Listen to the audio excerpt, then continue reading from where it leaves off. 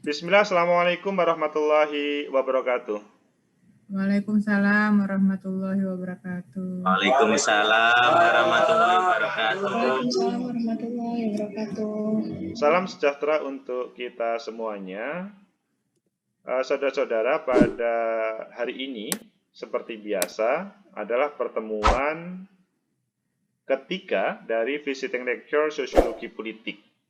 Kalau dalam bahasa perkuliahan kita, ini adalah pertemuan ke-14. Jadi pertemuan ke-14, pertemuan 15, lah sudah langsung UAS. Tapi kapan pertemuannya ke-15 ya nanti kita bicarakan. Yang pasti kita pertemuan ke-14 atau pertemuan ketiga dari visiting lecture. Tema hari ini kita akan menampilkan pilar demokrasi. Tentunya tidak hanya yang terjadi di negeri ini. Bisa di Amerika ataupun di negara demokrasi lainnya. Bagaimana negara bisa menjadi sebuah negara demokrasi, dan bagaimana syarat-syaratnya, bagaimana warganya, karena kita temanya adalah sosiologi, maka kita berangkat dari perspektif masyarakat terkait dengan pilar demokrasi tersebut. Meskipun di dalam ilmu politik, itu sudah terstruktur terkait dengan pilar demokrasi. Untuk itu, pada kesempatan ini kita akan menerima materi dari seperti biasa Bu Devita Hayusinta. Selamat datang sekali lagi Bu Devita Hayusinta. Terima kasih. Jadi Bu Devita Hayusinta ini nanti selama 2 jam akan menjadi kawan kita dalam visiting lecture pertemuan ketiga. Untuk itu kepada Bu Dewi Hayusinta, kepadanya waktu dipersilahkan.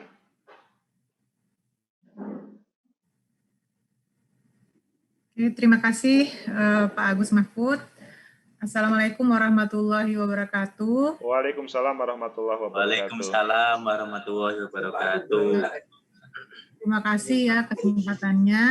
Alhamdulillah kita bisa kembali lagi dalam perkuliahan dengan teman-teman. Saya selalu bersemangat untuk sharing dan berdiskusi dengan teman-teman mahasiswa.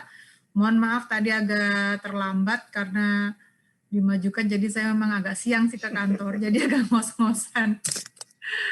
Oke, saya izin share screen ya. Baik. Ini mungkin sebagai pengantar diskusi saja, karena saya yakin teman-teman semua juga sudah memiliki highlights atau memiliki pandangan tentang partai politik. Mungkin ini secara teoritis dan secara teori dan mungkin data-data yang dikumpulkan oleh beberapa scholar ya. Saya akan share screen. Oke, tema kita kali ini tentang partai politik sebagai pilar negara. Nah, tentu teman-teman juga sudah memahami ya, teman-teman mahasiswa, bahwa partai politik itu memiliki peran yang sangat penting di dalam kehidupan bernegara gitu ya. Banyak posisi-posisi strategis kepemimpinan negara ini yang berawal atau berhulu dari partai politik. Nah, untuk sebelum kita menuju ke sana, kita akan berbicara dulu terkait dengan apa dan bagaimana sebenarnya partai politik itu. Nah, yang pertama tentu kita akan bicara tentang sejarah ya. Sejarah partai politik di Indonesia. Jadi sebelum kemerdekaan itu sebenarnya juga sudah ada partai politik. Nah, lebih ke sebagai instrumen perjuangan.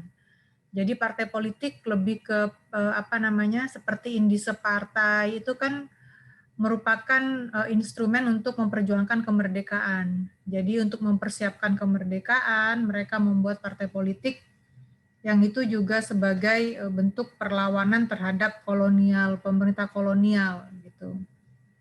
Mereka membentuk partai untuk beroposisi dan lain-lain ya. Nah, kemudian saat tahun 1945 kita merdeka, nah partai juga memiliki perkembangan yang sangat signifikan ya. Kemudian ada kebangkitan partai politik Jadi banyak partai politik didirikan dengan berbagai aliran ideologi ya, ada yang komunis, ada yang berdasarkan agama gitu ya, ada juga yang nasionalis dan lain-lain. Nah, saat kemerdekaan tahun 45 ada dalam satu momen ya, bulan Agustus 1945 itu diputuskan partai tunggal yaitu PNI. Namun usianya nggak lama ya, hanya berapa hari, bulan depannya gitu September udah dibubarkan lagi sehingga kembali ke multi partai. Jadi siapapun bisa membuat partai. Nah, disitulah kemudian muncul berbagai partai politik di era revolusi ya, atau di era awal-awal kemerdekaan. Dan jumlahnya memang sangat banyak sekali.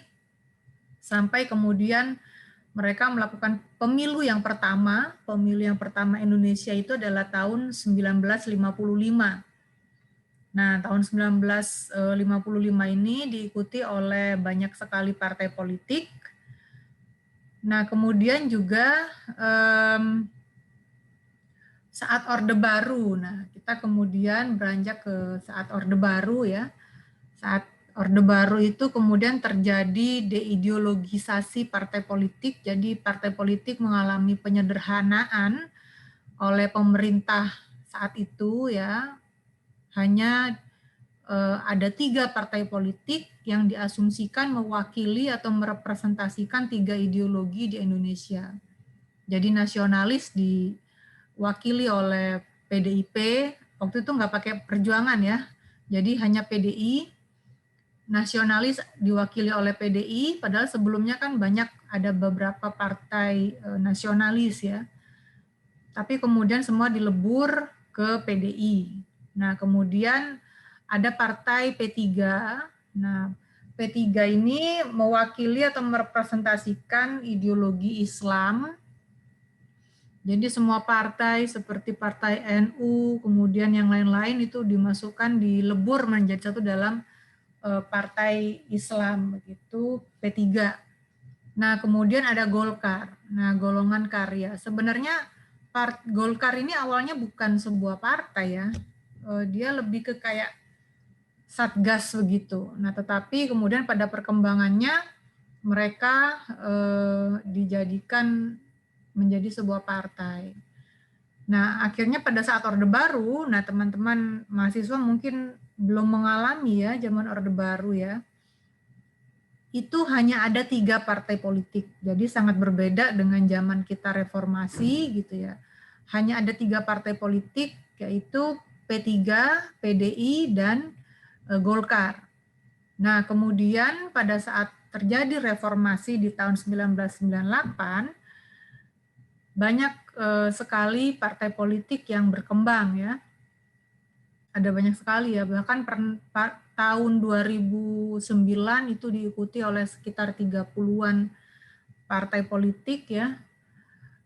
Kemudian tahun 2004 juga sampai berapa ya, banyak sekali partai politik yang ada gitu. Sampai sekarang ada 20 partai politik yang ada. Jadi ada 16 dan 4 partai politik lokal di Aceh. Jadi Aceh itu memiliki kekhususan ya, yang diatur berdasarkan undang-undang. Jadi mereka punya partai daerah. Nah, mereka punya partai daerah dan itu memang diperbolehkan berdasarkan undang-undang. Nah, itu mungkin sekilas perjalanan partai politik di Indonesia ya. Memang sangat dipengaruhi oleh ruling party juga gitu ya, partai yang berkuasa memperlakukan kolega partai yang lain seperti apa. Nah, itu yang juga sangat mempengaruhi kehidupan partai politik di Indonesia. Nah, kemudian sebenarnya partai politik itu apa ya? Nah, partai politik adalah ada berbagai macam definisi ya. S-Project itu merupakan electoral knowledge network. Jadi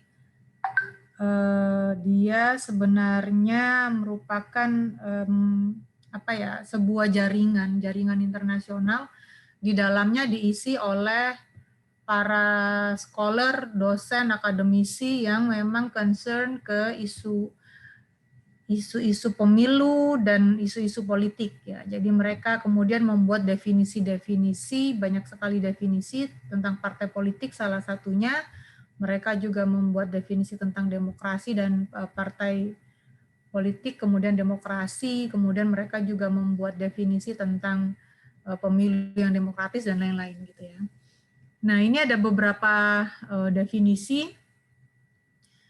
Yang pertama, a political party is an organized group of people who exercise their legal rights to identify with a set of similar political aims and opinions, and one that seeks to influence public policy by getting its candidates elected to public office. Jadi partai politik itu merupakan sebuah kelompok masyarakat yang terorganisir, gitu ya, yang kemudian mengaplikasikan atau mengeksersis legal rights mereka, hak asasi mereka, gitu ya, untuk mengidentifikasi, to identify with a set of similar political aims and opinions. Jadi mereka punya kesamaan atau punya kesamaan dalam opini dan tujuan politik. Jadi mereka itu punya pandangan politik yang sama, lah intinya begitu ya. Dan berusaha atau mencari untuk mempengaruhi ya, berusaha mempengaruhi public policy. Jadi dengan cara mendapat punya kandidat yang dipilih untuk public office. Jadi mereka berusaha mencari pengaruh terhadap public policy gitu ya, dengan menempatkan orang-orang mereka di public office. Public office itu ya seperti di DPR begitu ya, kemudian di legislatif ya sebagai kepala pemerintahan. Nah, itu yang disebut public office. Jadi ini sebenarnya kalau kita melihat kembali definisi tentang partisipasi politik, nah sebenarnya ini adalah salah satu bentuk partisipasi politik. Jadi bagaimana mempengaruhi kebijakan dengan menempatkan orang-orangnya di public office gitu. Nah, menurut Carr juga ada a political party is a group of human beings. Jadi sekelompok manusia gitu ya, yang terorganisir secara stabil, seharusnya begitu ya, dengan tujuan rescuing or maintaining ya. Jadi untuk mengamankan gitu ya, atau mendapatkan leaders of control of a government. Jadi punya pemimpin yang mengontrol pemerintahan, with the further objective of giving to member of the party through such control, idea, and material benefits and advantages. Jadi mereka punya tujuan ya, untuk member partinya melalui ideas, kemudian material benefit and advantages. Jadi punya manfaat ya, dan kegunaan gitu. Nah, memang kalau di sini titik beratnya adalah pada kontrol ya. Jadi memang political party itu tujuannya memang ada pada kontrol, ada pada leadership ya, ada kepemimpinan public office itu, kepemimpinan sebuah pemerintah. Jadi kalau kita memandang bahwa kenapa sih partai politik itu sangat ambisius mendapatkan kekuasaan gitu? Ya karena memang nature-nya partai politik ya seperti itu. Mereka memang harus punya ambisi, harus punya tujuan untuk menduduki jabatan di cabang-cabang pemerintahan gitu. Jadi karena ini berbeda, sangat berbeda sekali dengan organisasi massa misalnya ya, tujuannya berbeda, bentuknya berbeda, maka ya kita nggak boleh kaget juga kalau misalnya kita melihat tokoh-tokoh masyarakat yang sangat eager banget gitu ya, sangat apa namanya, ambisius banget menduduki sebuah jabatan, karena memang nature-nya parpol ya begitu. Jadi teman-teman nanti apabila masuk atau berminat untuk masuk ke dalam partai politik, ya memang harus punya ambisi, punya target, mau jadi caleg kah, mau jadi anggota legislatif kah, mau jadi bupati, mau jadi gubernur atau menjadi presiden. Nah, memang harus punya objektif seperti itu, gitu ya. Nah, kemudian a political party is an articulate organization of society's active political agents. Jadi organisasi yang mengartikulasikan ya aktivitas politik dari masyarakat. Those who are concerned with the control of governmental policy power, gitu ya, yang mereka juga punya kepedulian terhadap power ataupun kekuasaan pemerintah, dan yang complete for popular support with the other groups holding divergent views. Jadi yang mereka juga punya popular support ya, jadi dukungan masyarakat ya, dukungan dari masyarakat gitu, dengan grup atau holding group, dengan grup atau dengan gabungan grup yang berbeda-beda pandangan juga gitu. Nah, ini yang apa kemudian definisi juga dari Zygmunt Neumann. Nah, untuk yang selanjutnya definisi dari Prof. Ramlan Surbakti ya, partai politik merupakan sekelompok orang yang terorganisir secara rapi yang dipersatukan oleh persamaan ideologi yang bertujuan untuk mencari dan mempertahankan kekuasaan dalam pemilihan umum guna melaksanakan alternatif kebijakan yang telah mereka susun. Jadi memang kalau kita lihat partai politik ini merupakan, kalau kita lihat dari beberapa definisi ya, dari 4 definisi ini, partai politik ini memang nature-nya adalah kekuasaan ya. Untuk mendapatkan kekuasaan, dan mendapatkan kekuasaan ini tidak hanya kemudian mendapatkan kekuasaan saja gitu. Kekuasaan ansih, sudah dapat kekuasaan ya udah titik. Nah, nggak kayak gitu. Nah, seharusnya partai politik itu mereka memang kelompok manusia ya yang terorganisir. Nah, kalau nggak terorganisir mestinya bukan partai politik gitu ya. Mereka punya kesamaan ideologi ya. Jadi yang kedua mereka punya kesamaan ideologi, punya kesamaan pandangan ya, tujuan gitu. Nah, kemudian mereka yang selanjutnya mereka kalau dilihat dari definisi ini, mereka punya keinginan atau tujuan akhirnya adalah untuk menyusun ataupun mempengaruhi kebijakan pemerintah gitu ya. Jadi nggak hanya kekuasaan ansih, tetapi mereka juga berusaha untuk mempengaruhi kebijakan. Jadi masuk partai itu salah satunya adalah untuk bisa mempengaruhi kebijakan ya. Nah, lalu sistem kepartaian itu seperti apa? Nah, ada beberapa orang yang juga mendefinisikan ya sistem kepartaian atau bagaimana sistem kepartaian itu apabila dilihat dari beberapa negara-negara gitu ya. Nah, kemudian yang pertama De Verger ya. Interaksi antar partai politik sangat bergantung pada sedikit atau banyaknya jumlah partai politik dalam suatu negara. Jadi bagaimana sistem politik itu juga dibangun, itu juga tergantung dari jumlah partai politik yang ada. Nah, sebenarnya saya ingin menampilkan satu, tapi saya terlewat ya, belum sempat buat. Jadi bagaimana sistem kepartaian itu dibentuk, itu sebenarnya sangat tergantung terhadap sistem pemilu yang dipilih. Nah, sistem pemilu yang dipilih itu tergantung pada sistem pemerintahan yang ditentukan. Nah, sistem pemerintahan ini juga sangat tergantung oleh bentuk negara. Sistem negara kita seperti apa, maka sistem negara inilah yang kemudian akan membentuk sebuah sistem pemerintahan. Sistem pemerintahan inilah kemudian yang akan membentuk atau ditentukanlah sistem electionnya, pemilunya seperti apa, berdasarkan sistem pemerintahan. Nah, sistem pemilu inilah kemudian yang akan menentukan sistem kepartaian. Gitu ya. Jadi sistem kepartaian ini tidak ujuk-ujuk dia muncul gitu ya.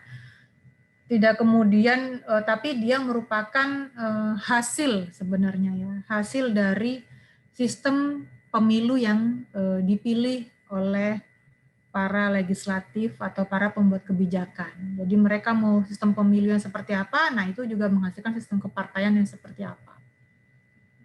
Nah, jumlah partai politik yang dimaksud di Furger hanya dilihat dari beberapa banyak partai politik yang berhasil masuk parlemen. Klasifikasi atau tipologi sistem kepartaiannya, ada sistem partai tunggal, ya seperti di Cina misalnya ya, partainya satu aja gitu. Kemudian yang kedua, sistem partai pluralitas. Ada yang 2 partai, seperti di Amerika misalnya, meskipun sebenarnya Amerika itu tidak 2 partai ya. Mereka sebenarnya ada beberapa partai juga. Ada Green Party dan ada yang lain-lain, tapi hanya 2 partai dominan. Jadi yang kemudian diperhitungkan sebagai sistem partai 2 partai. Kemudian multipartai. Nah, multipartai ini seperti di Indonesia ya, kita banyak sekali partai politik itu termasuk dalam multipartai. Nah, mengapa bisa banyak sekali partai politik? Ya karena memang pilihan sistem pemilunya menghasilkan multipartai, gitu ya. Mulai dari bagaimana membuat distrik magnitude ya, dapil ya, bagaimana menentukan dapil, itu juga menentukan jumlah partai yang masuk, kemudian juga ada threshold, mau pakai threshold atau enggak gitu. Nah ini yang kemudian menentukan. Nah itu sistem kepartaian ini sangat menentukan sistem pemilu sangat menentukan sistem kepartaian ya. Nah, kalau ngomong sistem pemilu, nah ini panjang lagi ceritanya ya Pak Agus. Nah, kemudian ada sistem kepartaian. Ya, sistem kepartaian dari Sartori. Nah, interaksi antar partai tidak hanya dilihat dari sedikit banyaknya partai politik di parlemen semata, tetapi jumlah partai relevan dan jarak ideologis antar partai politik. Nah, kalau De Burger tadi hanya melihat dari jumlah, ya.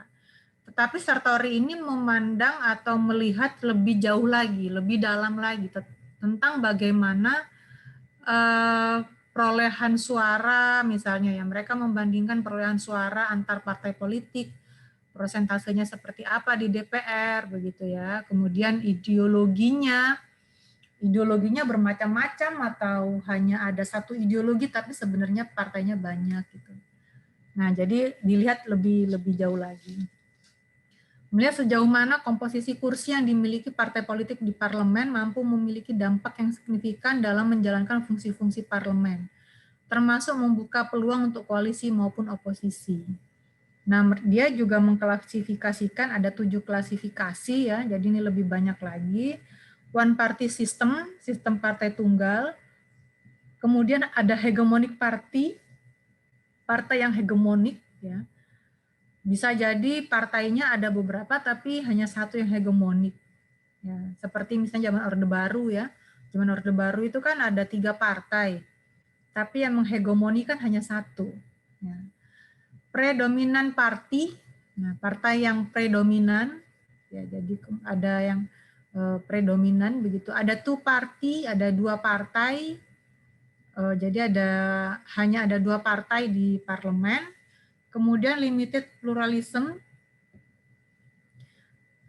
terbatas, banyak tapi dibatasi sebenarnya gitu ya. Extreme pluralism ekstrim, dan atomik. Jadi atomik itu kecil-kecil tapi banyak gitu. Nah, Indonesia tuh masuk yang mana? Nah, kalau kita lihat berdasarkan perolehan suara dan juga sebaran ideologi partai politik, kalau menurut saya kita masuk dalam pluralisme ekstrim. Kenapa? Karena jumlah prosentase perolehan suara partai-partai politik di DPR RI misalnya, itu kan nggak jauh beda gitu antara partai satu dengan partai yang lain. Katakanlah misalnya PDIP dengan Golkar dengan Gerindra, itu kan selisihnya nggak jauh, nggak beda-beda banget, nggak sampai 10% gitu ya. Kemudian ke bawah-bawahnya yang lain lagi tuh gradasinya masih sangat tidak terlalu jauh gitu loh selisihnya gitu. Jadi dia multi partainya sangat ekstrim sehingga mereka harus berkoalisi apabila mereka mencoba untuk mengegolkan sebuah undang-undang.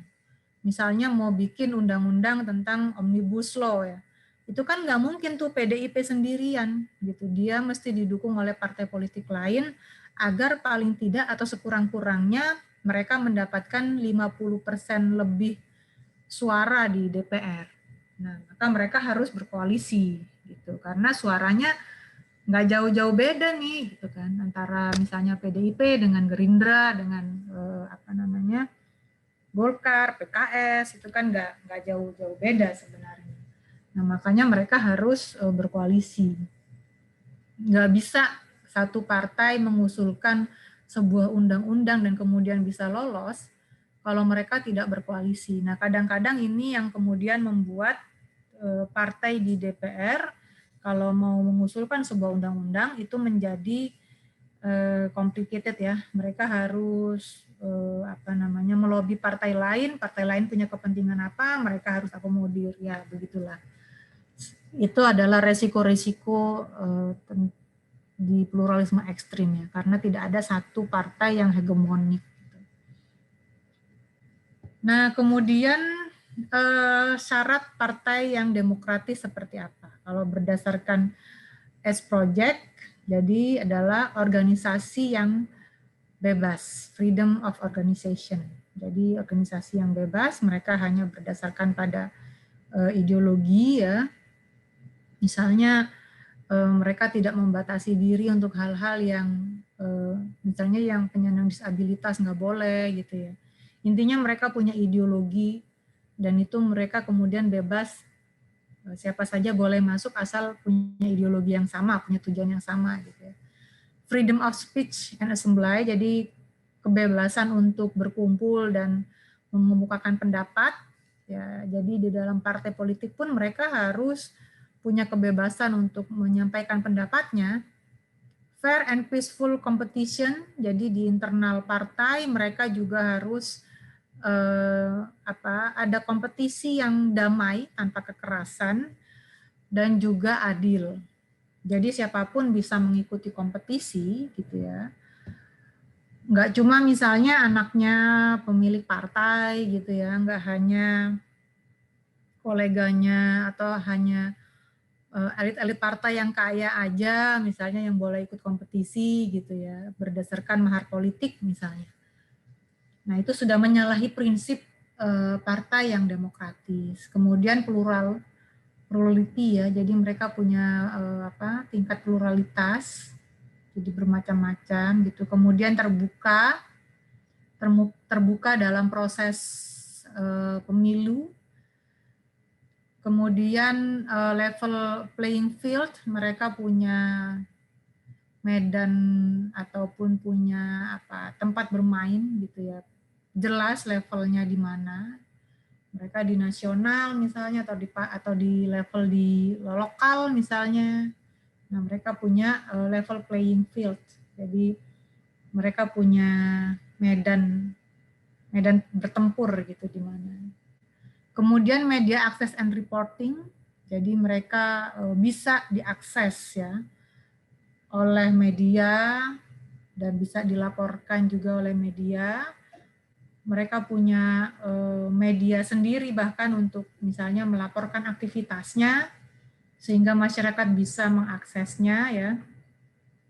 Kemudian akan lebih baik lagi misalnya yang kedua ini transparent dan accountable political finance. Jadi mereka punya transparansi dan akuntabilitas dalam keuangan politik mereka. Nah, ini yang kita nggak tahu nih ya, meskipun partai politik itu mendapatkan anggaran negara dari APBN gitu ya, tetapi dan harus dilaporkan, bahkan sekarang ini sudah sangat maju sebenarnya Indonesia dalam mengatur dana kampanye misalnya ya. Setiap calon legislatif harus melaporkan dana kampanyenya. Dapat dari mana, pengeluarannya untuk apa saja gitu ya. Dan juga misalnya calon-calon kepala daerah, itu pun mereka harus melaporkan dana kampanyenya. Nah, dan konsekuensi dari dana kampanye ini kalau berdasarkan undang-undang itu sangat serius ya. Mereka bisa dicoret dari kandidasi apabila mereka tidak melaporkan dana kampanyenya. Jadi Indonesia sangat concern terhadap isu transparan dan akuntabel political finance sebenarnya.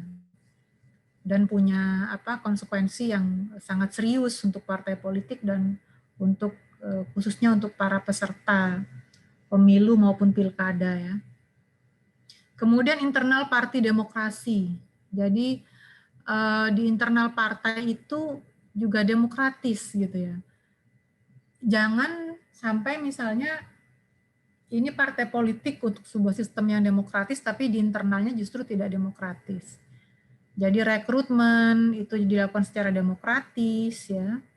Kemudian menempatkan orang-orang di kepengurusan juga mereka menggunakan proses yang demokratis, misalnya dengan musyawarah nasional misalnya ya, dan lain-lain. Nah itu yang menjadi prasyarat partai yang demokratis. Nah kemudian tugas apa sebenarnya yang menjadi tugas utama partai politik ya? Ada beberapa tugas yang penting untuk partai politik. Jadi partai politik ini sebenarnya tugasnya itu luar biasa ya. Dia punya tugas yang sangat sangat mulia sebenarnya ya. Yang pertama mengumpulkan dan memprioritaskan kebutuhan dan prioritas kebijakan yang diidentifikasi oleh pendukung dan anggota. Jadi mereka itu harus mengumpulkan dan memprioritaskan, nggak cuma mengumpulkan, tapi ini lebih ke lebih ke melobikan gitu ya, atau mengendorse gitu ya, kebutuhan dan prioritas kebijakan yang diidentifikasi oleh pendukung dan anggota. Jadi anggota sama pendukung partai politik itu sebenarnya punya kebutuhan apa, punya aspirasi tentang kebijakan apa. Nah ini seharusnya partai politik yang kemudian memprioritaskan dan juga mendesakkan itu di cabang pemerintahan gitu ya, atau apakah di pemerintahan atau di DPR gitu ya. Itu tugas partai politik. Jadi untuk itu ya. Kemudian yang kedua, melakukan pendidikan kepada warga negara dan pemilih tentang fungsi politik dan sistem pemilu. Jadi sebenarnya partai politik ini punya tugas untuk melakukan pendidikan kepada warga negara ya, dan pemilih. Nah, selama ini kan kita sangat jarang sekali ya sebenarnya melihat partai politik melakukan pendidikan kepada warga negara. Kemudian melakukan pendidikan dan pelatihan anggota partai kepemimpinan pada basis-basisnya. Jadi melakukan pendidikan dan pelatihan anggota partai politik untuk menduduki kepemimpinan gitu ya. Jadi seharusnya kalau kita lihat memang partai politik sekarang ini sudah banyak mereka melakukan pelatihan, terutama pada caleg-caleg ya, calon anggota legislatif. Biasanya mereka melakukan pelatihan-pelatihan. Tetapi pelatihannya sih cenderung agak teknis gitu ya. Dan pada anggota legislatif, biasanya mereka juga, legislatif yang baru terpilih, mereka juga biasanya melakukan pelatihan, tetapi tidak semua partai politik melakukan itu. menyeimbangkan tuntutan-tuntutan oposisi dan mengkonversinya menjadi kebijakan umum. Jadi partai politik, meskipun partai politik itu berada di dalam pemerintahan, tetapi mereka juga harus menyeimbangkan dengan tuntutan oposisi.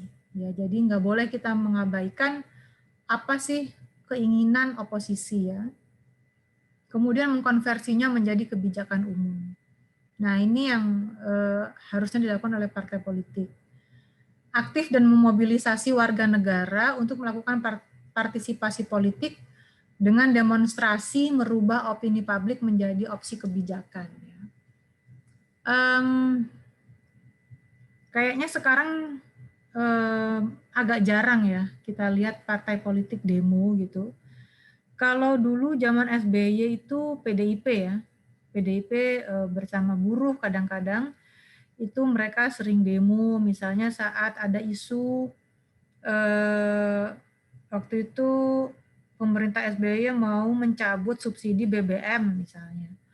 Nah kemudian PDIP demo tuh di depan DPR kan, bersama perwakilan masyarakat dan anggota-anggotanya tuh demo.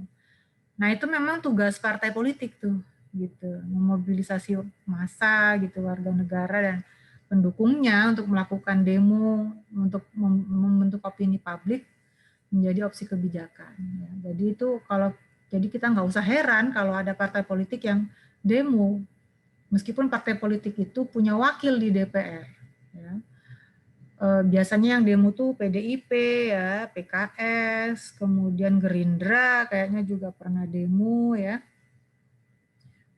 Apalagi ya partai politik yang punya anggota yang cukup masif ya. Nah itu memang adalah tugas dari partai politik. Kenapa mereka harus demonstrasi saat mereka punya wakil di parlemen? Nah tujuannya untuk itu tadi merubah opini publik. Jadi memang untuk membentuk opini publik ya. Membentuk opini publik agar bisa menjadi opsi kebijakan. Saat mereka sudah mentok di parlemen gitu ya. Nah, mereka kemudian mencoba menjadi pressure group bersama masyarakat untuk membentuk opini publik masyarakat gitu.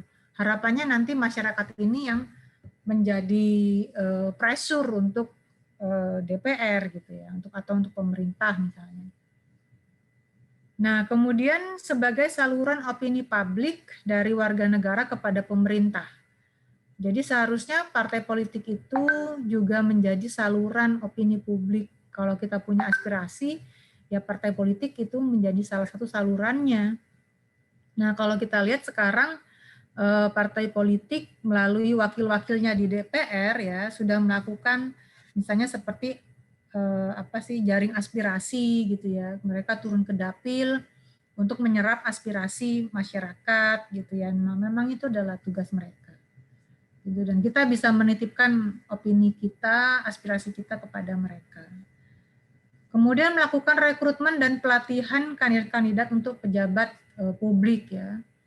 Nah, kalau sekarang kita lihat kan banyak sekali ya pejabat publik yang dijabat oleh anggota partai ya.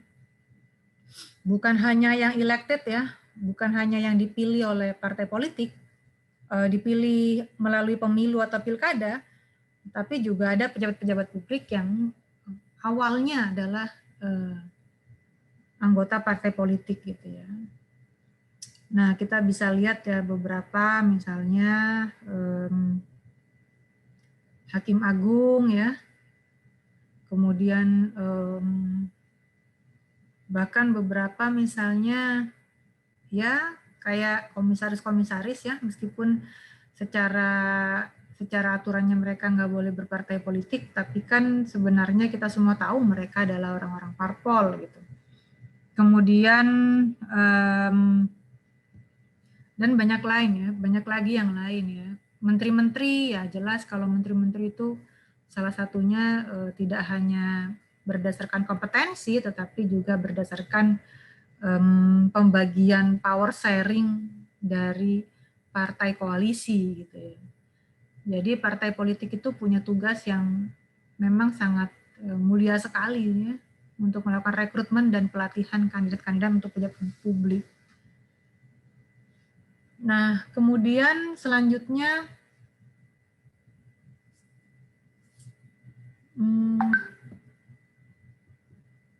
pemangku kepentingan utama dalam pemilu. Jadi kalau kita lihat pemilu ya, di pemilu itu ada 3 pemangku kepentingan utamanya. Yang pertama adalah pemilih. Ya, pemilih ini adalah warga negara yang sudah memenuhi syarat berdasarkan undang-undang menjadi pemilih. Ya. Kemudian peserta pemilu itu adalah partai politik dan ada juga yang perorangan.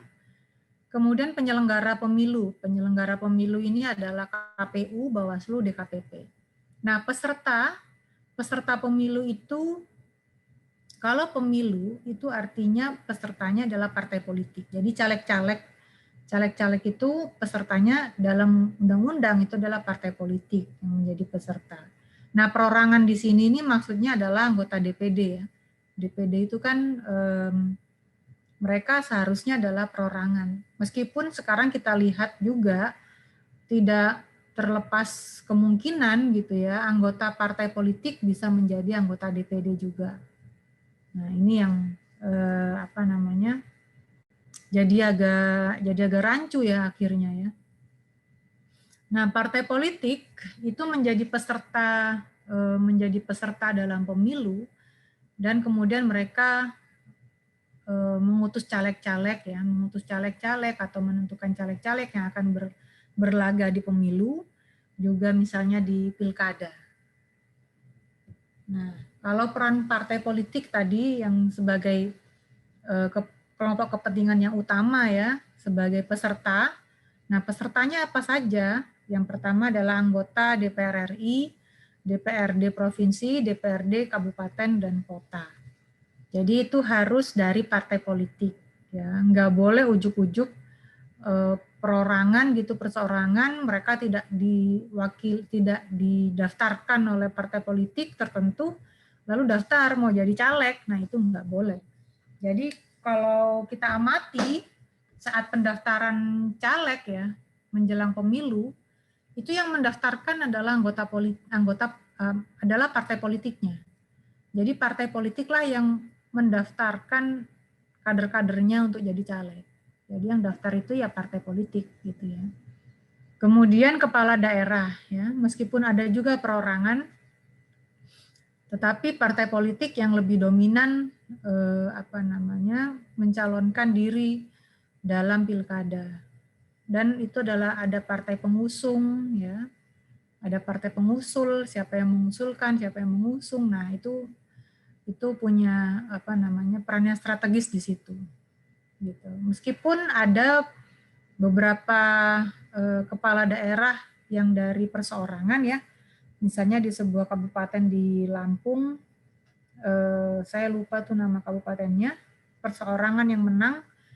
Nah, tetapi sebagian besar kepala daerah itu yang menang adalah yang dari partai politik maupun koalisi partai politik. Kemudian presiden dan wakil presiden. Nah, ini harus dari partai politik. Karena kita tidak diatur atau sudah diputuskan oleh MK ya bahwa presiden dan wakil presiden itu harus dari partai politik, harus diusulkan oleh partai politik. Nggak boleh perseorangan ya. Jadi jelas presiden dan wakil presiden itu harus dari parpol. Ya. Oke, nah kita lihat perkembangan partai politik berdasarkan undang-undang ya. Dari pasca pemilu, pasca reformasi. Nah, syarat kepengurusan, kalau kita lihat dari syarat kepengurusannya, Indonesia ini sebenarnya sangat sulit membentuk partai politik di Indonesia, ya karena sangat sangat administratif dan sangat berat sebenarnya mau bikin partai politik ya di Indonesia ya. Nah, kalau tahun 99 ya dalam Undang-Undang Nomor 3 tahun 99 memiliki pengurus di lebih dari setengah jumlah provinsi di Indonesia. Kalau saat itu jumlah provinsi ada 32 ya, berarti setengah lebihnya itu adalah 17. Ya. Jadi mereka harus punya pengurus di minimal 17 provinsi. Kemudian memiliki pengurus di lebih dari setengah jumlah kabupaten kota di provinsi sebagaimana dimaksud. Nah, dari 17 provinsi itu harus ada setengah lebih kabupaten kota yang dia ada kepengurusannya di situ. Ya, jadi persyaratan kepengurusan ini berjenjang. Nah, kemudian di tahun 2004 pemilu 2004 ya, itu berdasarkan Undang-Undang Nomor 12 tahun 2003 memiliki pengurus lengkap sekurang-kurangnya di 2/3 dari seluruh jumlah provinsi. Ya. Nah ini lebih berat lagi nih, 2/3. Kalau awalnya cuma setengah lebih ya, 50 plus 1 gitu, 50% plus 1. Nah ini harus 2/3 dari seluruh jumlah provinsi. Kemudian memiliki pengurus lengkap sekurang-kurangnya di 2/3 jumlah kabupaten kota di provinsi yang dimaksud. Pengurus harus memiliki kantor tetap. Ya. Ini syarat punya kantor tetap itu dimulai tahun 2004. Ya. Jadi mereka harus punya kantor gitu, nggak boleh di kos-kosan gitu jadi sekretariat ya. Jadi harus punya kantor. Nah, pemilu 2009 itu berdasarkan Undang-Undang Nomor 10 tahun 2008 memiliki kepengurusan di 2/3 provinsi. Ya, ini masih menggunakan 2/3 provinsi. Memiliki kepengurusan di 2/3 kabupaten kota di provinsi yang bersangkutan dan mempunyai kantor tetap untuk kepengurusan. Jadi ini sama ya, persyaratannya kurang lebih sama dengan di tahun 2004. Nah, kemudian di tahun 2014 berdasarkan Undang-Undang 8 tahun 2012 itu kemudian ada perubahan ya. Memiliki kepengurusan di seluruh provinsi. Jadi di seluruh provinsi dia harus punya, kalau sekarang ada 30 berapa provinsi ya? 34, maka dia harus punya di semuanya provinsi, dia harus punya gitu. Nah, kemudian dari seluruh provinsi itu dia harus punya 75% di kabupaten kotanya. Ya. Jadi punya 75% di kabupaten kota. Misalnya Jawa Timur itu ada 38 kabupaten kota. Maka 75%-nya itu ada berapa kabupaten kota. Nah, dia mesti ada di situ. Nah, kemudian memiliki kepengurusan di 50% kecamatan. Nah, 2014 itu mulai lebih rinci lagi ya, sampai di kecamatan pun dihitung. Kalau sebelumnya kan nggak dihitung tuh tingkat kecamatan ya. Cuma yang diverifikasi hanya sampai di tingkat kabupaten kota. Nah, kalau mulai tahun 2014 Undang-Undang Nomor 2012, nah itu harus sampai di tingkat kecamatan. Mempunyai kantor tetap untuk kepengurusan tingkat pusat, provinsi, kabupaten, kota, sampai tahapan terakhir pemilu. Nah, ini dia punya kantor tetap, ya, sampai di tingkat kabupaten, kota, sampai tahapan terakhir pemilu. Jadi nggak tetap yang kemudian paling tidak minimalnya sampai di selesai tahapan terakhir pemilu. Nah, kapan terakhir pemilu? Nah, itu adalah saat pelantikan. Saat pelantikan berarti udah selesai pemilunya. Nah, itu kantornya boleh deh bubar, kira-kira gitu ya. Nah, kemudian pemilu di 2019 yang baru saja kita lalui bersama, itu kan berdasarkan nomor 7 tahun 2017, memiliki kepengurusan di seluruh provinsi, ya, sama, memiliki kepengurusan di 75% kabupaten kota yang bersangkutan, kemudian memiliki kepengurusan di 50% kecamatan, memiliki kantor tetap untuk kepengurusan pada tingkatan pusat, provinsi, kabupaten kota sampai tahapan terakhir pemilu. Jadi ini sama ya dengan di 2014. Jadi bagaimana memverifikasinya gitu ya, bahwa kantor itu adalah milik mereka sampai dengan tahapan terakhir pemilu. Biasanya KPU akan melihat perjanjian sewanya.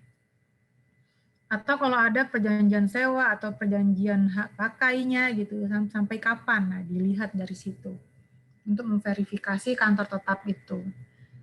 Ya, jadi memang sangat administratif sekali ya. Kemudian ada syarat keanggotaan. Selain syarat kepengurusan, ada juga syarat keanggotaan. Nah, syarat keanggotaan itu pemilu 99 tidak diatur ya. Nggak ada syarat minimal anggota dan lain-lain. Nah, tahun 2004 memiliki anggota sekurang-kurangnya 1.000 orang atau sekurang-kurangnya 1/1000 dari jumlah penduduk pada setiap kepengurusan partai politik yang dibuktikan dengan kartu tanda anggota partai. Nah, kalau 1/1000 jumlah penduduk ya. Jadi kalau penduduknya sekian ya dikalikan 1/1000-nya itu berapa, atau 1.000, udah gitu aja. Yang dibuktikan dengan kartu tanda anggota partai politik. Nah, kalau KPU kita juga turun ya ke lapangan untuk memverifikasi benar nggak nih punya 1.000 anggota gitu. Nah, itu yang kemudian high cost juga ya. Kemudian pemilu tahun 2009 ya. Memiliki anggota sekurang-kurangnya 1.000 atau 1/1000 jumlah penduduk. Nah, ini masih sama. Kemudian 2014 juga sama ya. Kemudian 2019 itu memiliki sekurang-kurangnya 1.000 orang atau 1/1000 dari jumlah penduduk. Nah, ini juga sama. Jadi sebenarnya ini masih sama prinsipnya 1.000 atau 1/1000. Nah, biasanya partai politik kalau misalnya memang jumlah penduduk di situ sedikit ya, mereka akan menggunakan 1/1000. Tapi kalau misalnya penduduk di situ banyak, kayak di Surabaya ya, Surabaya daftar pemilihnya aja 3 juta lebih ya, apalagi jumlah penduduknya. Nah, biasanya mereka akan menggunakan 1.000 anggota. Jadi 1.000 anggota. Dan biasanya yang didaftarkan harus lebih dari 1.000, karena nanti kalau diverifikasi ternyata ada beberapa yang tidak valid begitu ya, kan akhirnya terpotong. Berkurang lah. Nah, syarat mengikuti pemilu. Nah, syarat untuk partai politik mengikuti pemilu, nah ini ada dari berbagai tahun ke tahun ya, memang beda-beda ya.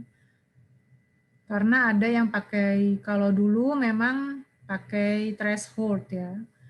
Memiliki sebanyak 2% dari jumlah kursi DPR atau memiliki sekurang-kurangnya 3% jumlah kursi DPRD 1, DPRD 2 yang tersebar sekurang-kurangnya di setengah jumlah provinsi dan setengah jumlah kabupaten kota misalnya seluruh Indonesia berdasarkan hasil pemilu. Jadi kalau 99 itu dilihat dari hasil pemilu sebelumnya. Yang boleh ikut hanya yang yang bisa mencapai threshold itu 2% di DPR atau 3% di DPRD kabupaten kota ya. Nah, kemudian di 2004 juga masih kurang lebih sama, hanya threshold-nya aja naik nih. Gitu. Jadi mereka pengen menyederhanakan jumlah partai ya. Hanya jumlahnya aja yang disederhanakan. Jadi pengen dikurangin gitu ya. Nggak banyak gitu. Nah, kemudian di tahun 2009 partai politik peserta pemilu pada pemilu sebelumnya dapat menjadi peserta pemilu pada pemilu berikutnya. Nah, ini 2009 itu longgar banget ya.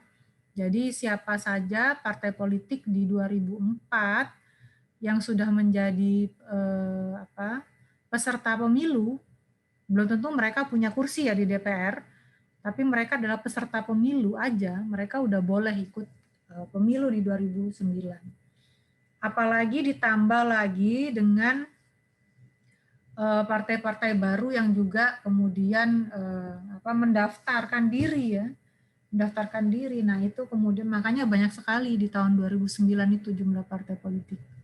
Kemudian di pemilu 2004 ya, partai politik peserta pemilu pada pemilu terakhir yang memenuhi ambang batas perolehan suara dari jumlah suara sah secara nasional ditetapkan sebagai partai politik peserta pemilu pada pemilu berikutnya. Jadi ini sudah pakai ambang batas menggunakan suara sah secara nasional. Ya.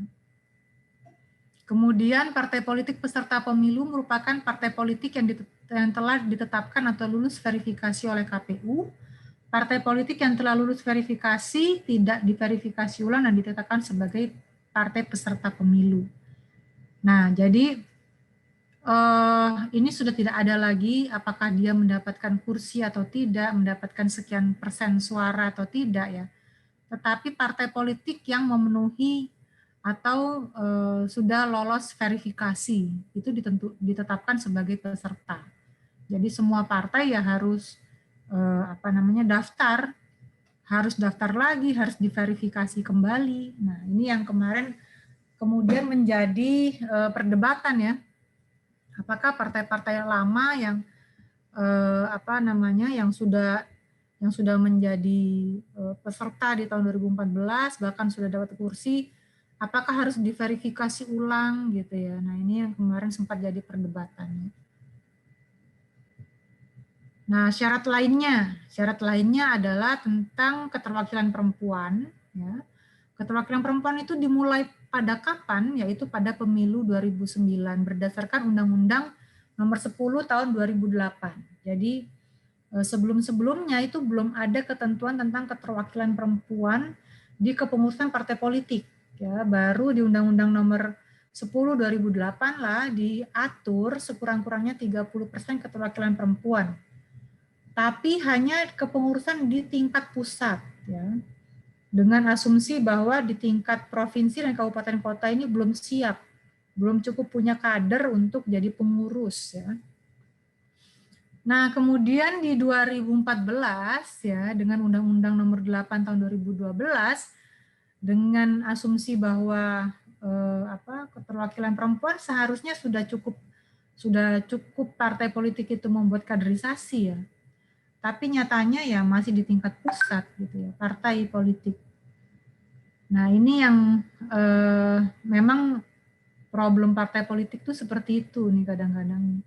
Menyiapkan keterwakilan perempuannya itu kayak nggak serius gitu ya. Kaderisasinya terhadap kader perempuan tuh nggak serius. Hanya kalau diminta last minute gitu baru mereka cari-cari perempuan untuk menempati posisi-posisi yang disyaratkan ya.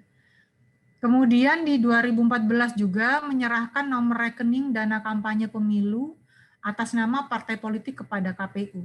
Ya, jadi di di Undang-Undang Nomor 8 2012 inilah kemudian diatur rekening dana kampanye ya.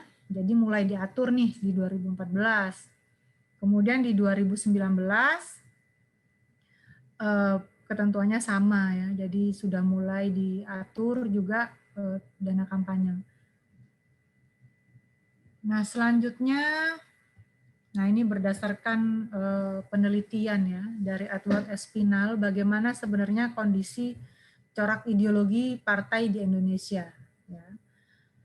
Bagaimana secara ideologi partai ya yang dilihat dari ADART-nya, kemudian dilihat dari visi misi partai, dilihat dari program partai politiknya.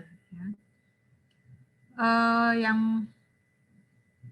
Jadi ada skalanya yang Pancasila itu 1 dan yang semakin ke angka 10 itu adalah Islam ya. Jadi ini hasil penelitian mereka.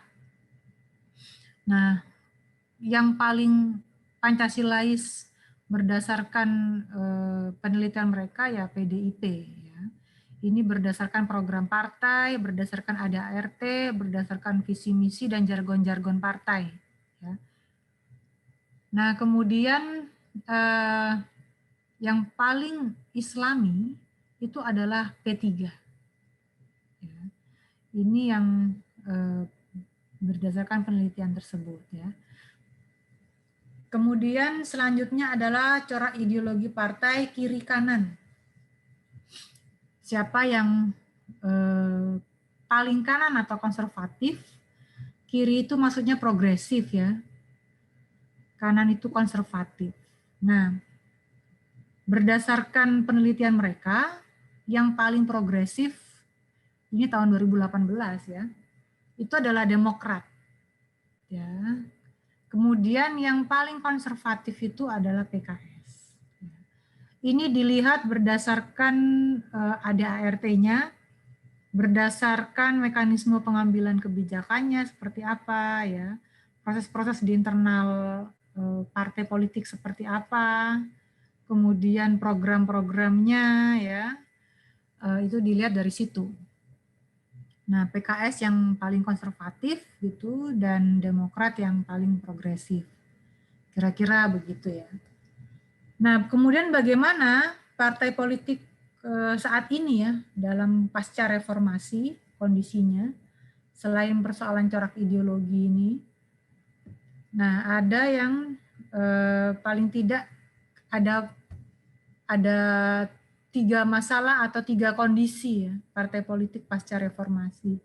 Yang pertama adalah kebangkitan multi partai ekstrim yang seperti saya sampaikan tadi, bahwa kita punya banyak sekali partai politik dan partai-partai politik ini memiliki perolehan suara yang tidak jauh beda di antara yang lain gitu. Antara satu dengan yang lain itu mereka nggak jauh beda gitu. Jadi mereka sama-sama punya pengaruh dalam pengambilan kebijakan. Jadi itu adalah, kemudian secara ideologi juga meskipun tadi dibuat range-nya ya antara yang Pancasilais dan Islamis gitu ya, tetapi pada realitasnya ideologinya tidak memiliki perbedaan yang mencolok gitu ya. Itu dilihat dari berbagai kepentingan politik yang berbagai kepentingan politik dalam pengambilan kebijakan, misalnya dalam political view gitu ya. Ternyata nggak ada ideologi ini tidak mempengaruhi pengambilan kebijakan itu gitu ya. Misalnya partai politik yang mengatasnamakan wong cilik misalnya ya. Nah itu juga pada realitasnya juga mengambil beberapa kebijakan yang justru agak conflicted dengan kepentingan wong cilik gitu ya. Nah atau partai-partai yang mengatasnamakan sosialis religius misalnya ya, tetapi mereka juga bisa mengambil kebijakan-kebijakan yang jauh dari kata sosialis gitu ya, agak-agak kapitalis misalnya. Nah sebenarnya secara ideologi, meskipun mereka punya jargon-jargon yang cukup berbeda, tetapi dalam realitasnya, dalam mengartikulasikan ideologi sesuai jargon dan ada arti mereka itu ternyata sama aja gitu. Jadi secara ideologi mereka dalam mengartikulasikan kepentingan politiknya ternyata sama gitu, nggak ada bedanya. Terus kemudian persentase perolehan suaranya itu juga tidak ya rata-rata hampir sama lah gitu. Itu multi partai ekstrim. Kemudian yang kedua, syarat kepesertaan pemilu berbasis rezim administratif ya. Jadi sangat administratif. Misalnya membuktikan kepengurusan ya di seluruh provinsi. Itu kan juga harus dibuktikan secara administratif ya. Ada SK-nya, ada orangnya gitu ya. Dan minimal adalah KSB misalnya pengurusnya itu. KSB itu adalah ketua, sekretaris umum, B-nya itu bendahara umum. Jadi minimal ada 3 ini aja itu sudah disebut pengurus, gitu, pengurus partai politik. Jadi nggak harus ada divisi-divisi atau bidang-bidang gitu atau wakil ketua gitu ya, nggak harus ada. Minimal ada 3 itu aja, KSB itu yang disebut dengan KSB, Ketua Umum, Sekum, Bendum. Nah itu sudah dianggap ada kepengurusan di daerah itu. Sangat administratif ya, kayak misalnya keanggotaan itu pun administratif sekali sifatnya gitu.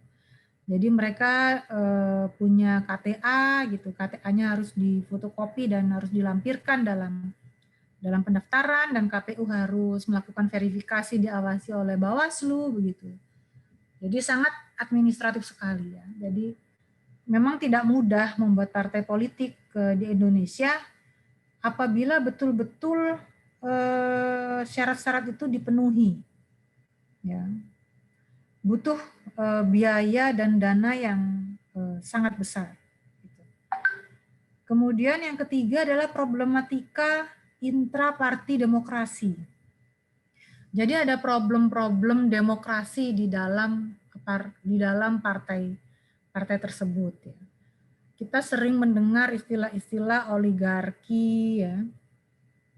Oligarki, jadi di partai-partai itu juga ada elit-elit yang menguasai gitu ya, entah berdasarkan garis keturunan atau berdasarkan garis politik atau berdasarkan kepemilikan modal begitu, yang itu kemudian menghambat proses demokratisasi di internal partai politik, sehingga partai politik tidak menggunakan merit system dalam melakukan rekrutmen kepemimpinan, tetapi ya berdasarkan preferensi atau berdasarkan ya selera gitu ya dari pimpinan partai politik. Nah, ini yang menjadi problem di internal partai politik. Seharusnya partai itu menjadi pilar demokrasi, ya, menjadi tokoh kunci dalam demokrasi. Tetapi ya itu, partai politik sendiri punya problem demokratis di internal partainya. Ya, dilihat dari mana? Dilihat dari salah satunya ya dengan bertambahnya misalnya jumlah kepala daerah atau jumlah pilkada dengan satu pasangan calon ya, dengan calon tunggal, itu kan semakin lama semakin banyak. Artinya ada problem demokrasi kan di internal partai, ada problem rekrutmen mungkin, ada problem kaderisasi ya. Kemudian ada juga problem yang menunjukkan itu juga misalnya dinasti politik yang cukup berkembang di internal partai politik ya. Hal ini bisa dilihat misalnya dari kepala-kepala daerah ya, calon-calon kepala daerah itu punya hubungan hubungan kekerabatan ya, entah dengan elit partai atau atau bahkan ketua partainya gitu ya. Atau selain di kepala daerah juga di DPR RI, di DPRD provinsi, kabupaten, kota, itu juga memiliki kenaikan yang cukup signifikan ya, hubungan kekerabatan yang mereka miliki. Nah, ini menjadi problem internal partai. Nah, ada beberapa hal yang bisa kita lakukan sebenarnya apabila kita ingin partai politik ini kembali ke hitohnya gitu ya, kembali ke tugas fungsinya yang sebagaimana seharusnya ya. Nah, beberapa hal itu nanti mungkin kita bisa diskusikan bersama-sama, bagaimana membuat partai itu menjadi demokratis gitu ya. Kalau ada namanya teori, ini Mas Agus pasti tahu, teori tentang organisasi ya. Jadi semakin besar organisasi itu, termasuk partai politik, maka akan semakin tidak demokratis, dia semakin cenderung ke oligarki. Ya. Ada teori yang mengatakan demikian. Nah, kalau kita lihat pada realitasnya memang teori itu ya berlaku juga, misalnya di dalam partai politik ya. Semakin dia kompleks, semakin dia besar karena dia harus ada di semua provinsi, maka pengambilan keputusannya pun itu dilakukan, diambil oleh elit-elitnya, elit-elit partai politik itu. Misalnya dalam Munas gitu ya, dalam musyawarah nasional mereka menentukan atau dalam kongresnya menentukan ketua umum. Itu kan tidak kemudian semua anggota boleh nyoblos ya. Tetapi kan hanya diwakili oleh ketua umum dari DPD gitu ya, atau DPW-nya yang punya hak suara gitu. Artinya ada gap gitu antara anggota kemudian harus diwakili oleh elit-elit partainya gitu, memberikan suaranya. Padahal ada problem demokratis di situ. Gitu. Nah ini yang ini menjadi satu PR bersama ya sebenarnya, bagaimana agar demokrasi di internal partai itu betul-betul bisa ditegakkan. Gitu. Nah itu mungkin beberapa hal yang bisa saya sampaikan. Terima kasih. Kita bisa lanjutkan dengan diskusi dan tanya jawab. Monggo. Terima kasih Bu Sisin, Bu Devita Hayusinta yang telah menyampaikan tentang pilar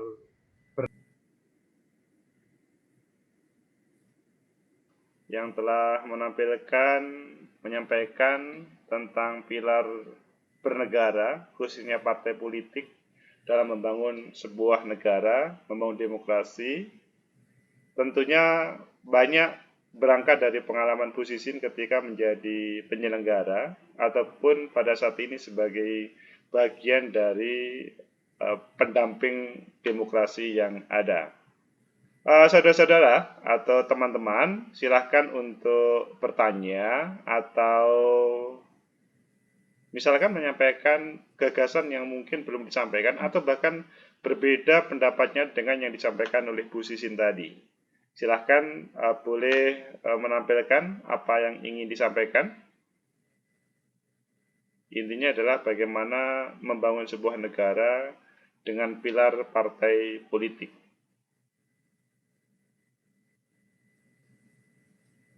Ya, silakan. Partai politik itu memang menjadi sering sekali menjadi kambing hitam ya kalau kita lihat dalam diskusi-diskusi di ruang publik ya.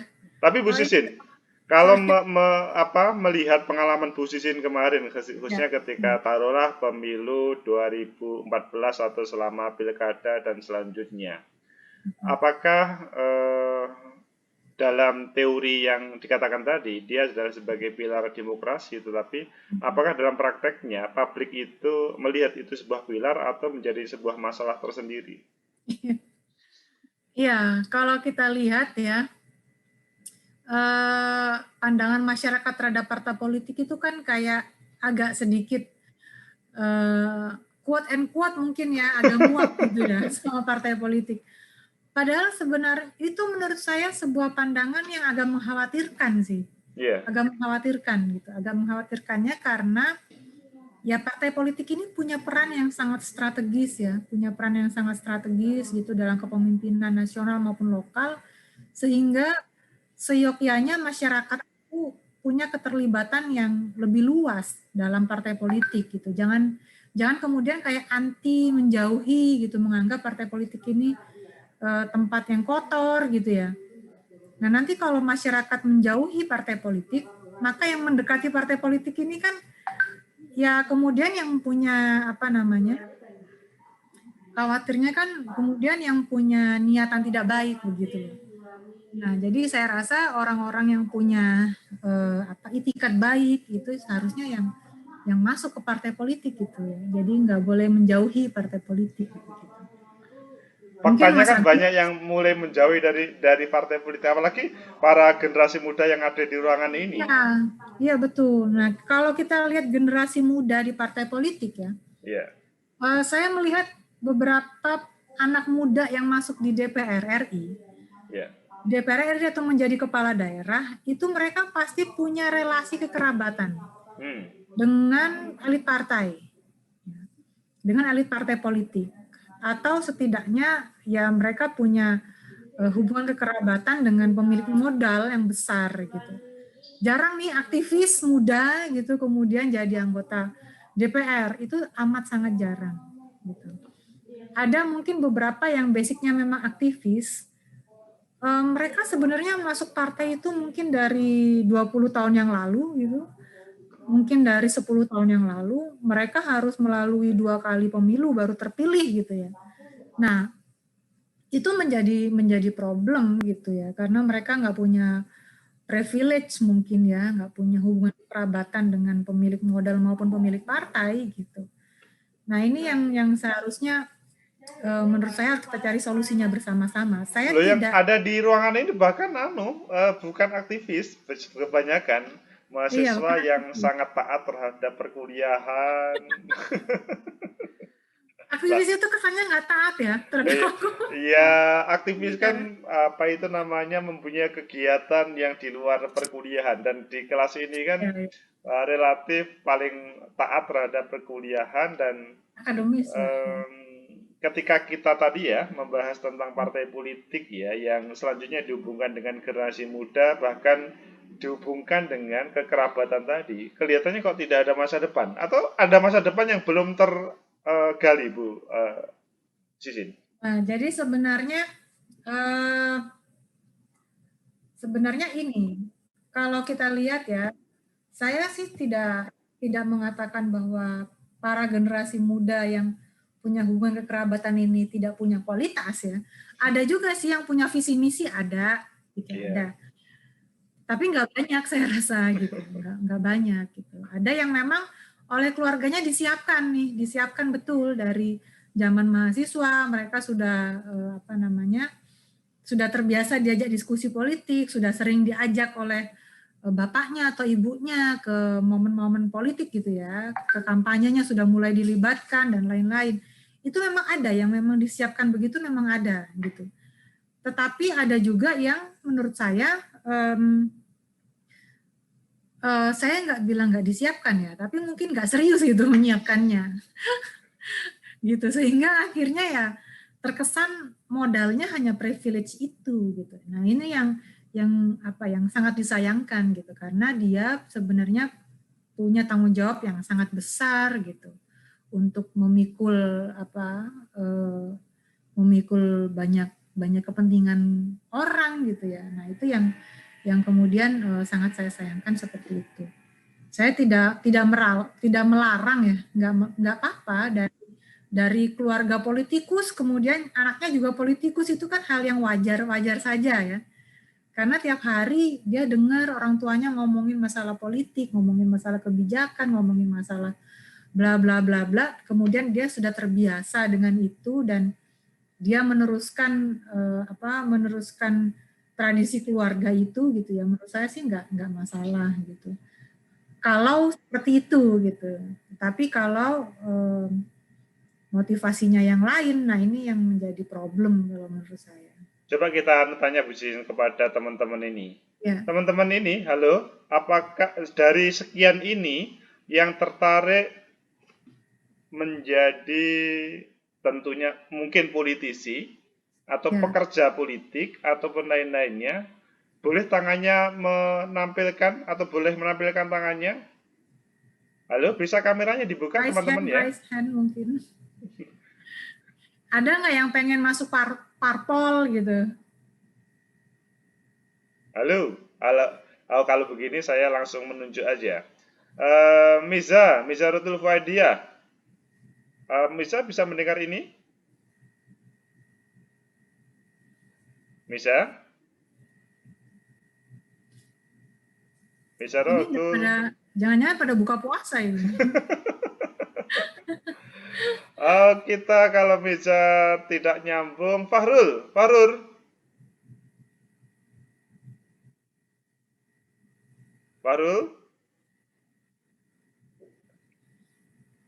Ridho Tri. Ridho, Tri? Ya, Pak. Ya. Ridho Tri, ini kami ingin ngobrol sama dirimu. Kameranya boleh dibuka dong? Iya, Pak.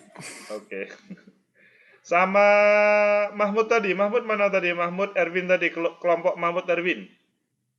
Sama Ridho Tri kita mau ngobrol-ngobrol ini. Oh, ini kuliah bareng ini ya. Mahmud, oke. Dwi Kalvaniko juga boleh gabung. Anissa Rahayu boleh gabung. Ini kita mau ngobrol-ngobrol sambil memperdalam. Ridho Tri, sesudah perkuliahan nanti dirimu ada gambaran nggak selanjutnya masuk ke dunia politisi atau menjadi calon wali kota Surabaya atau menjadi bupati, begitu gimana, Ridho Tri? Kayaknya sih enggak sih, Pak. Karena kayaknya enggak. Apa ya, sesudah selesai dari sosiologi maunya kemana kamu? Wirausaha mungkin, Pak. Wirausaha. Mengapa kok memilih wirausaha? Mencoba hal baru. Oh, mencoba hal yang baru. Kalau Dwika Alvaniko, gimana? Sesudah selesai dari sosiologi, kamu mau jadi bupati, wali kota, atau presiden, atau anggota DPR, atau apa? Belum ada, Pak. Kalau belum ada itu mau jadi apa nanti? Itu, Pak, ingin mengabdi pada sekolah-sekolah yang ada di pelosok, Pak. Oh, mengabdi jadi guru, gitu? Insya Allah, Pak. Oke, guru. Anissa Rahayu, kamu mau jadi apa? Pulang ke Balikpapan sesudah ini? Saya apa ya Pak ya, paling jadi guru kayaknya Pak. Oh, guru. Seperti Dwika Alvaniko. Memang kamu tahan jadi guru di Balikpapan sana yang gajinya tidak banyak? Insya Allah Pak. Oke. Oke, selanjutnya saya bertanya, Dea Habibah. Itu sekarang duitnya banyak loh, Pak. Oh iya.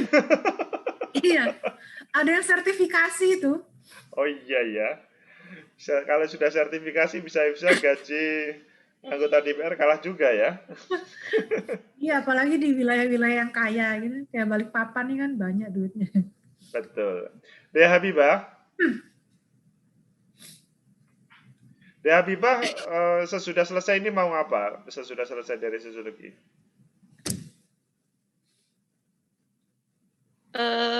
Masih cari tahu dulu, Pak. Loh, kamu sudah semester 6 kok masih cari tahu?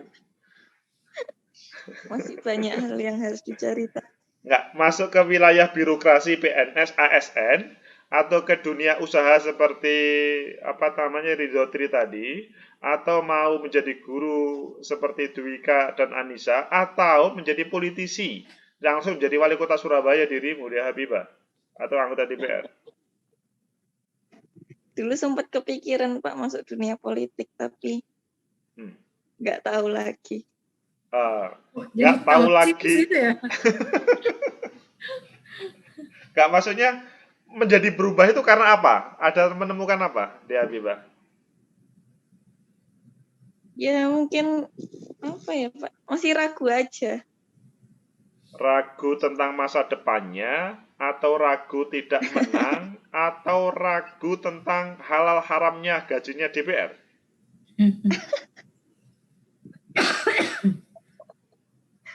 Ragu, belum mampu atau gimana gitu Pak. Ragu, belum mampu. Oke. Saya tanya satu lagi, Bu Sisin, nanti dijawab ya. Erika Aprilia, Erika, bisa nyalakan kamera? Erika, Pak, sesudah... Sebentar. Oke, sebentar. Erika, sesudah lulus ini mau kemana kamu? Kan ini sudah semester 6, semester 7 atau 8 kamu lulus. Mau kemana kamu? Belum tahu, Pak. Belum tahu itu dalam artian gimana? Kan tinggal 1 semester atau 1 tahun lagi kamu lulus. Masuk ke ASN birokrat, ke pengusaha seperti Ridho Tri, atau menjadi seperti Dea Habibah yang awalnya ingin ke dunia politik tapi kemudian berubah karena ada sesuatu, atau apa?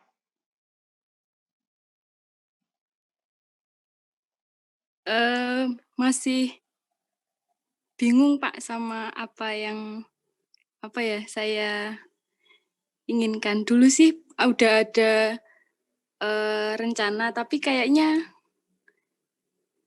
apa ya Pak? Masih ya ragu-ragu gitu. Rencanamu apa dulu? Enggak Pak, saya malu mau bilang. Oke, nggak apa-apa kalau memang nggak menyampaikan. Oke. Kalau punya cita-cita itu harus berani disampaikan. Itu salah satu karena yang dibicarakan itu kan jadi doa. Ya, jadi Bu harus Sisin. berani gitu, harus harus firm. Oh Pak, saya mau jadi anggota DPR, mau jadi menteri gitu. Nah itu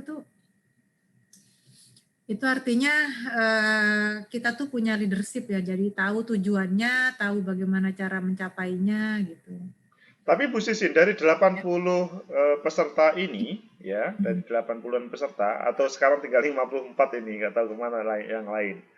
Selanjutnya, saya sampling tadi 5 mahasiswa yang tertarik ke dunia politik, itu hanya 20%-nya, maksudnya 1 orang. Tetapi 20% 1 orang itu kemudian berubah di tengah jalan.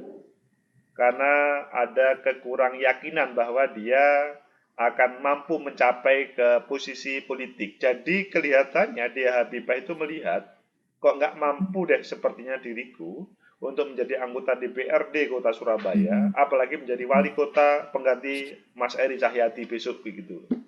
Nah, ini kan apa yang terjadi dengan seperti itu? Maksudnya, kemungkinan kalau kita tanya semuanya juga, mungkin jawabannya juga relatif sama nanti. Bahwa ke tema kali ini, pilar demokrasi, pilar bernegara kita kali ini, relatif semuanya canggung untuk masuk ke wilayah itu. Baik canggung dalam proses berkontestasi atau merebut apa itu namanya amanah, atau canggung dalam hal misalkan ketika terpilih nanti gimana ya nanti dan sebagainya. Bagaimana Bu Sisin hal ini? Iya, jadi sebenarnya itu kan juga dipengaruhi oleh berbagai berita, berbagai opini publik ya. Rasa-rasanya teman-teman di sini nih sedikit merepresentasikan bagaimana opini masyarakat, khususnya anak muda terhadap partai politik gitu. Nah, memang pembicaraan yang pertama kalau menurut saya dalam sosialisasi di keluarga gitu ya, tidak banyak keluarga yang membicarakan urusan politik itu di meja makan, katakanlah begitu ya. Biasanya kan orang tuh seperti ini kalau di keluarga-keluarga yang tradisional ya, urusan kerjaan itu selesai di kantor, nggak boleh dibawa ke rumah gitu. Artinya nggak boleh dibicarakan di dalam rumah gitu. Nah ini yang kemudian sosialisasi tentang apa itu politik dan bagaimana dan lain-lain itu menjadi sangat kurang terhadap anak-anak muda gitu, karena hal-hal yang pekerjaan-pekerjaan orang tua itu jarang dibicarakan di dalam rumah gitu.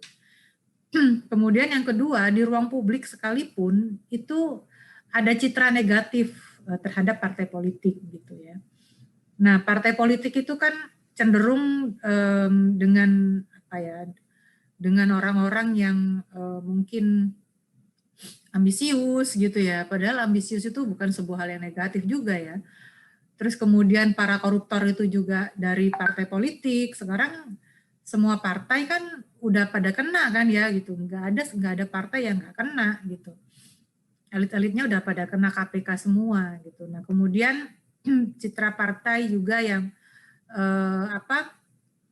yang tidak memberi ruang untuk orang-orang yang nobody gitu, maksudnya bukan siapa-siapa, bukan dari keluarga yang bukan keluarga elit politik, bukan juga keluarga yang punya modal yang cukup besar gitu ya, kayaknya nggak ada ruang di situ gitu.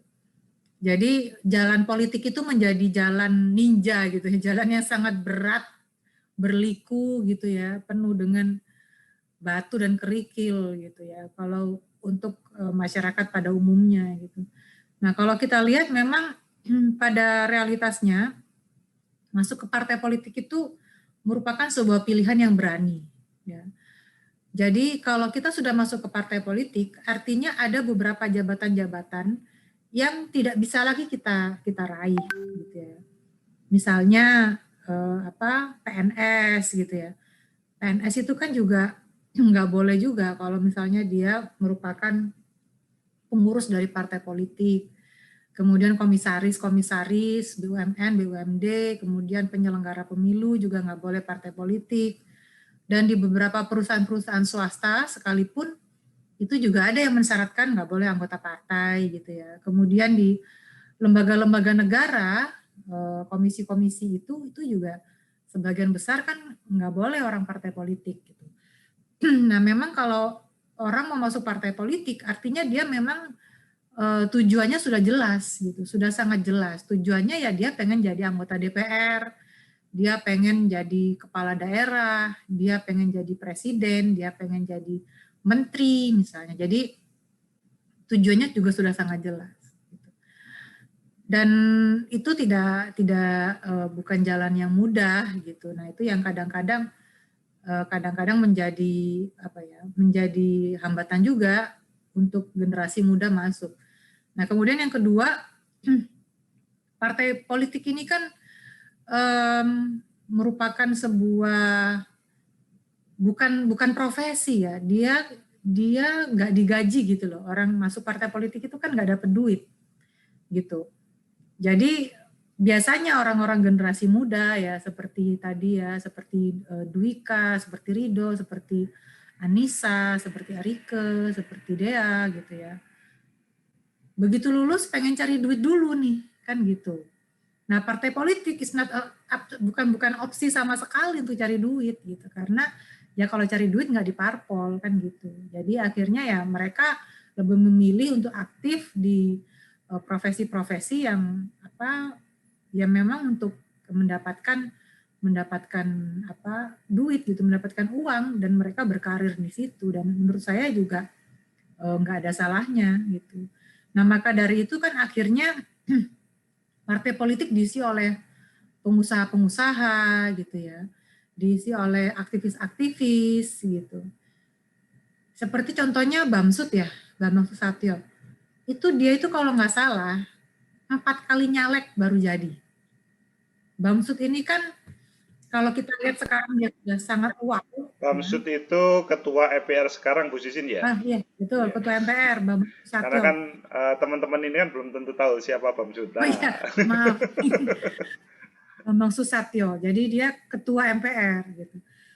Yang mungkin fotonya viral gara-gara di ruang kantornya ada gading itu loh, gadingnya gajah yang mestinya kan nggak boleh gitu ya. Itu kan barang gajah ini kan langka gitu.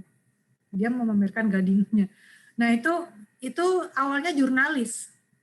Jadi Bambang Susatyo ini awalnya jurnalis.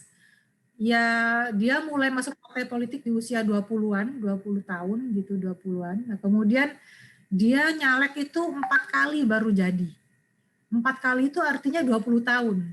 Karena kan 1 kali nyalek kan 5 tahun. Nah, 20 tahun dia baru jadi anggota DPR. Karena dia nggak punya privilege gitu ya, ya dia awalnya jurnalis dan aktivis gitu. Jadi kalau teman-teman memang punya cita-cita jadi anggota DPR RI ya memang harus dimulai dari sekarang untuk masuk partai politik. Gitu. Ada orang yang bilang nunggu kaya dulu lah baru masuk parpol gitu. Harapannya bisa lebih cepat gitu ya. Tetapi kalau menurut saya kalau memang cita-citanya masuk partai politik ya masuk aja dari sekarang gitu. Memang high cost sih ya, cost politik itu memang besar, tetapi kalau teman-teman punya jaringan politik yang cukup kuat gitu ya, saya yakin itu bisa terjadi gitu. Karena ada contohnya beberapa anggota DPR yang awal sekali terpilih itu yang modalnya nggak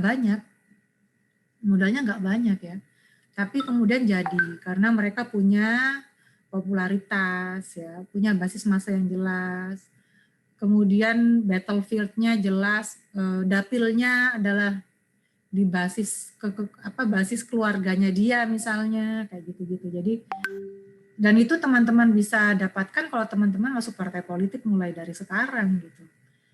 Nah, saya rasa itu satu hal yang kalau teman-teman memang cita-citanya pengen jadi anggota DPR, kemudian pengen jadi bupati, ya harus masuk dari sekarang, masuk partai politik gitu. Harus mulai memetakan ada peluang apa saja di depan teman-teman gitu ya. Mau jadi apa saja itu harus mulai dipetakan dari sekarang. Masuk partai politik pun harus dipetakan dengan jelas. Misalnya aku pengen dapilku di Surabaya nih gitu. Nah, dapil Surabaya ini basis partai apa misalnya. Nah, itu juga teman-teman harus sudah melihat. Misalnya 2 kali pemilu, dilihat dari 2 kali pemilu partai apa yang dominan gitu. Dan bagaimana strateginya misalnya. Jadi hal-hal seperti itu harus sudah bisa diperhitungkan gitu. Begitu mungkin.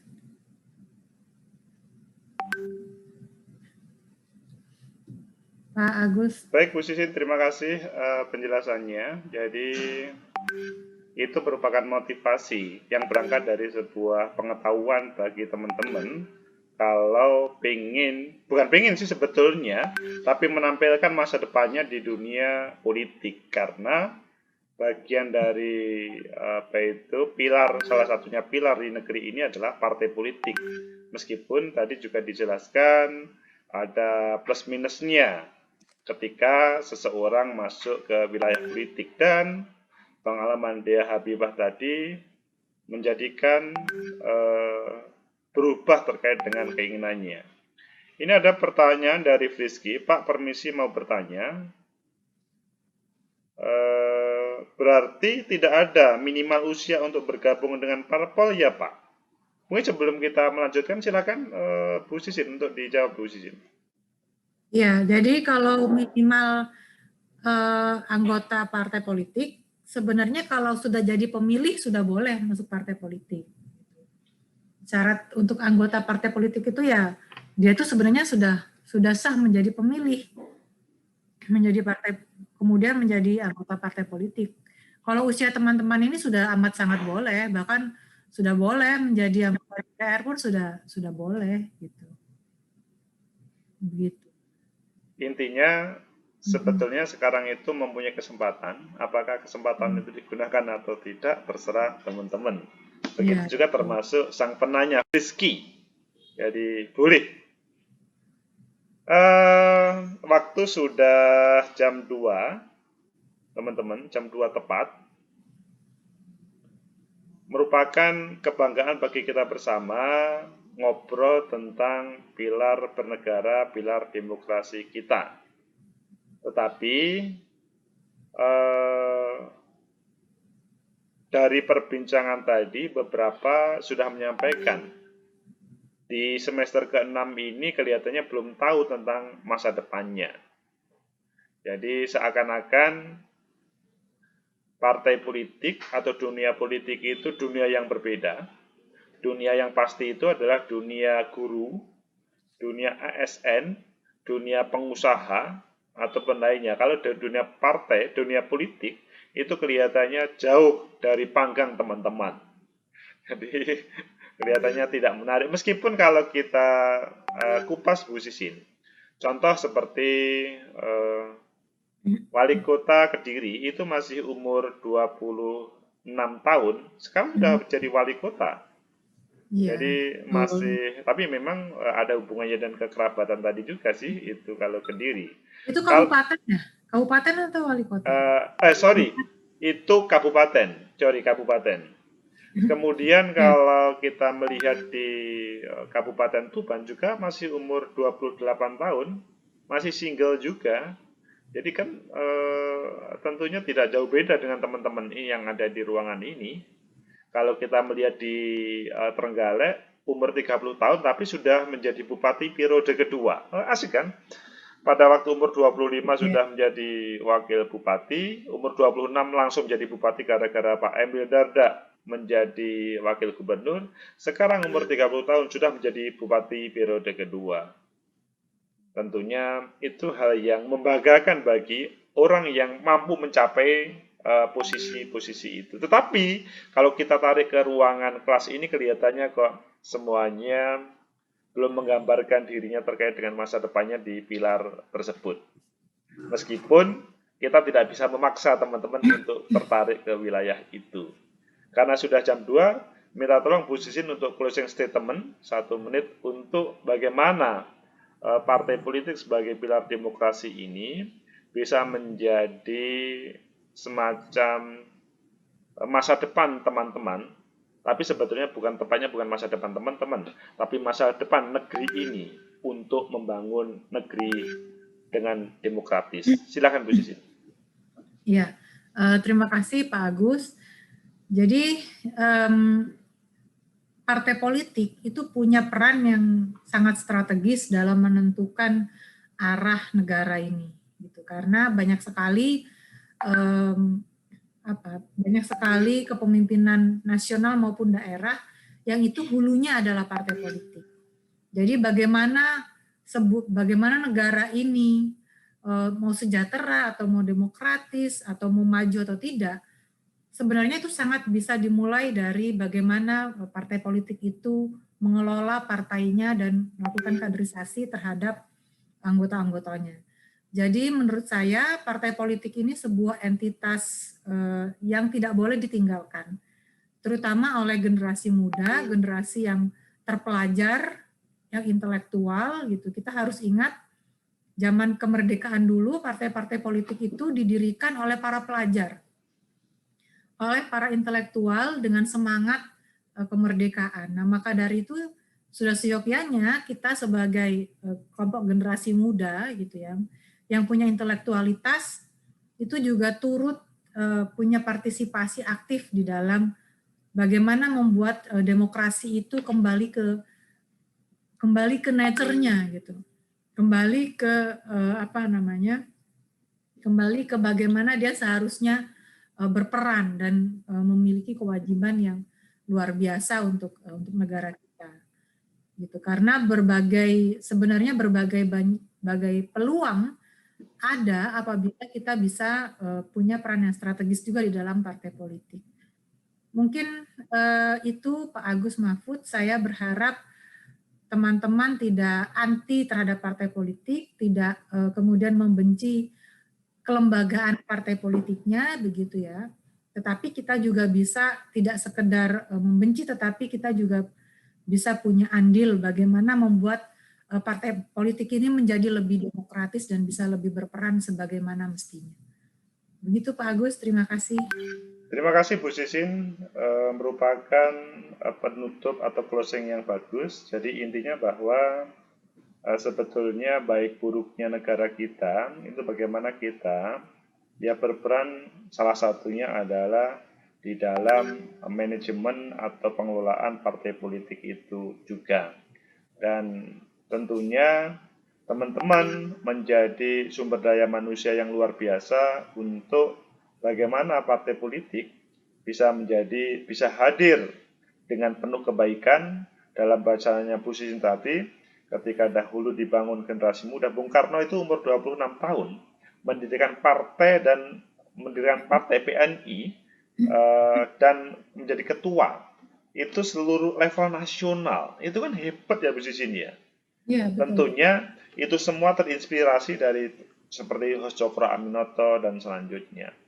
Semoga ada manfaat, semoga menjadi tidak cukup pengetahuan. Kalau pengetahuan itu kadang-kadang hanya dijadikan semacam ya hal yang paling baik di dalam otaknya, tapi selanjutnya bisa menjadi motivasi yang tidak hanya di mata kuliah ini, tetapi masa depan teman-teman semuanya. Semoga manfaat. Billahi taufiq wal hidayah. Assalamualaikum warahmatullahi wabarakatuh. Waalaikumsalam warahmatullahi wabarakatuh. Waalaikumsalam warahmatullahi wabarakatuh. Terima kasih Bu Sisin ya. Terima kasih Pak Agus. Waalaikumsalam warahmatullahi Teman-teman semua. wabarakatuh. Saya izin ya. 3 kali visiting lecture sudah selesai dan sekali lagi terima kasih banyak Bu Sisin atas pendampingan teman-teman mahasiswa ini. Dengan senang hati Pak Agus. Terima kasih Bu. Ya, sama. Sampai ketemu Terima kasih, di lain Bu. kesempatan ya. Baik. Iya. Assalamualaikum. Waalaikumsalam warahmatullahi wabarakatuh. Assalamualaikum warahmatullahi wabarakatuh.